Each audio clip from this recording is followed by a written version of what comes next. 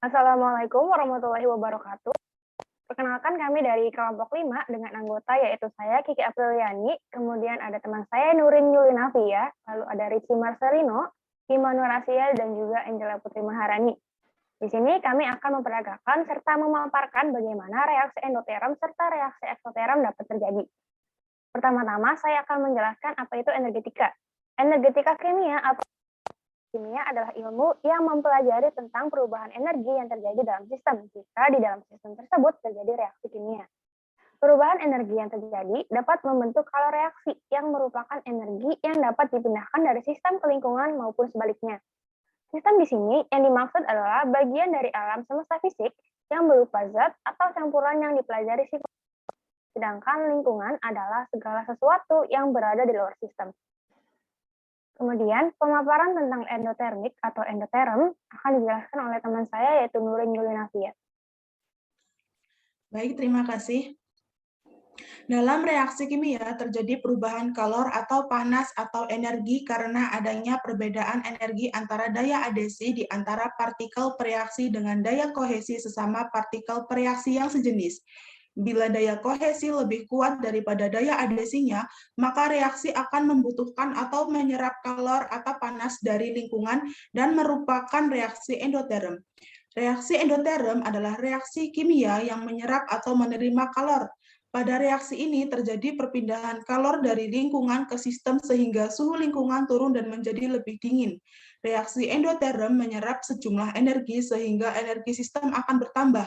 Persamaan reaksi endoterm dapat dituliskan yaitu menjadi delta H sama dengan H produk dikurangi H reaktan lebih besar daripada 0.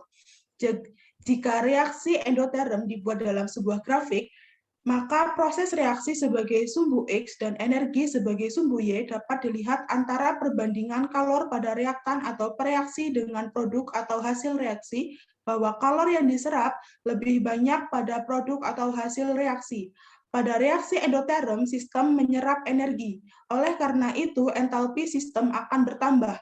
Artinya, H akhir akan lebih besar daripada entalpi H awal.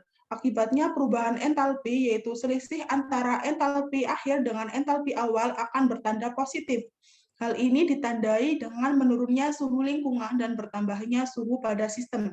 Contoh reaksi endoterm yaitu reaksi antara larutan barium hidroksida atau BaOH2 dan kristal amonium klorida atau NH4Cl.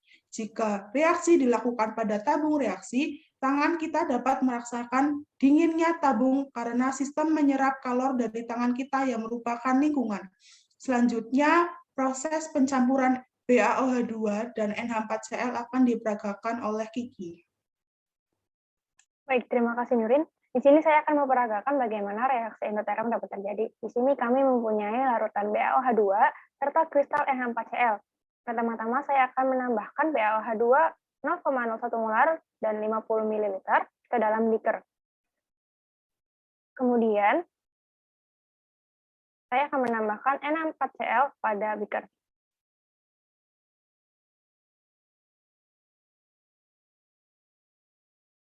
Selanjutnya, penjelasan mengenai reaksi dilanjutkan oleh Angela Putri Maharani.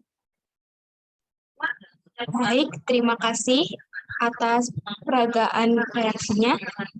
Persamaan reaksinya dapat ditulis sebagai BaOH 2 kali dikali 8H2O ditambah 2NH4Cl menjadi BaCl2 dikali 2H2O ditambah 2NH3 ditambah 8H2O. Dapat dikatakan bahwa campuran dari BaOH 2 kali dikali 8H2O dan NH4Cl merupakan suatu sistem, sedangkan di luar dari itu adalah suatu lingkungan seperti gelas beker dan udara. Dan antara sistem dengan lingkungan dapat terjadi pertukaran energi dan materi. Hal ini dapat dibuktikan dengan gelas beker yang terasa dingin dan merupakan sistem tertutup. Karena antara sistem dengan lingkungan tidak dapat terjadi pertukaran materi, tetapi terjadi pertukaran energi yaitu penurunan suhu. Dapat dilihat dari grafik yang ada di layar. Suhu mula-mula adalah 25 derajat Celcius menjadi 12 derajat Celcius dalam rentang waktu 30 detik. Ini menandakan bahwa reaksi tersebut adalah reaksi endoterm. Sesuai dengan literatur yang kami ambil bahwa reaksi endoterm menyerap sejumlah energi sehingga energi akan bertambah karena arah pergerakan kalor yaitu dari lingkungan ke sistem. Oleh karena itu, entalpi sistem akan bertambah. Artinya, entalpi produk lebih besar daripada entalpi reaksi. Perubahan entalpi yaitu selisih antara entalpi produk dengan entalpi reaksi. Salah satu ciri khas reaksi endoterm adalah selama reaksi berlangsung, terjadi penurunan suhu lingkungan dan bertambahnya suhu pada sistem. Sehingga untuk kembali dalam keadaan suhu awal, sistem harus menyerap kalor. Untuk penjelasan reaksi eksoterm akan dijelaskan oleh rekan saya.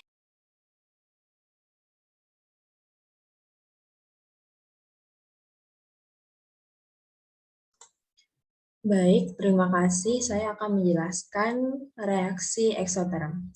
Reaksi eksoterm adalah kalor yang dihasilkan oleh suatu proses pembakaran yang dipindahkan dari sistem ke lingkungannya atau proses kembalinya suhu ke keadaan awal yang terjadi karena sistem melepas kalor dan reaksinya. Jadi reaksi eksoterm merupakan reaksi yang terjadi dengan disertai pelepasan kalor dari sistem ke lingkungan atau reaksi yang melepas kalor. Salah satu ciri khas reaksi eksoterm adalah selama proses reaksi berlangsung, suhu sistem naik.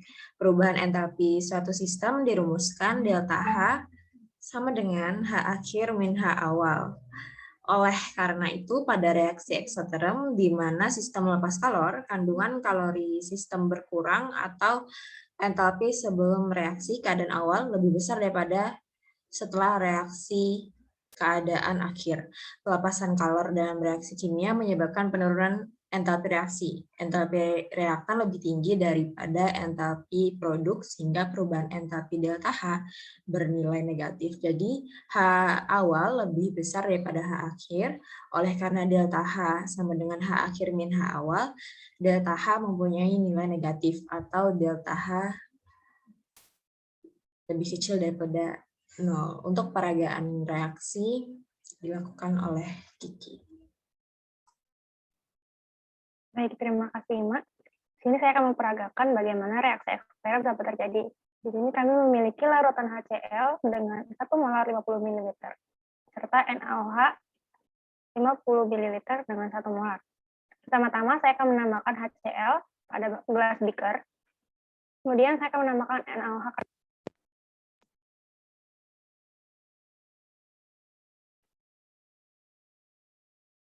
Maaf, saya ulangi. Di sini saya akan menambahkan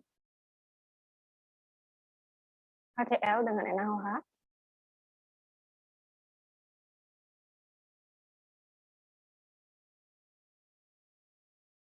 Kemudian penjelasan mengenai reaksi eksoterm akan dijelaskan oleh Ricky Marcelino.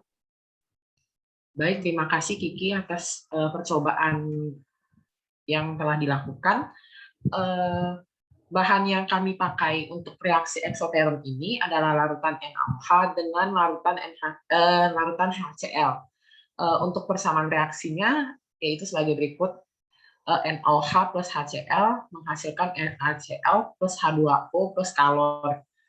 Dapat dikatakan bahwa campuran dari NaOH dan HCl merupakan suatu sistem, sedangkan di luar dari itu adalah lingkungan, seperti gelas beaker ataupun udara.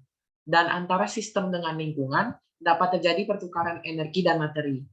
Hal ini dapat dibuktikan dengan gelas beaker yang terasa panas. Nah, bisa dilihat dari grafik juga bahwa ketika HCl dan NaOH dicampurkan, suhu akan meningkat seiring dengan pertambahan waktu. Nah, di sini awalnya dari 25 derajat Celcius menjadi 30,99 derajat. Nah, dapat dikatakan bahwa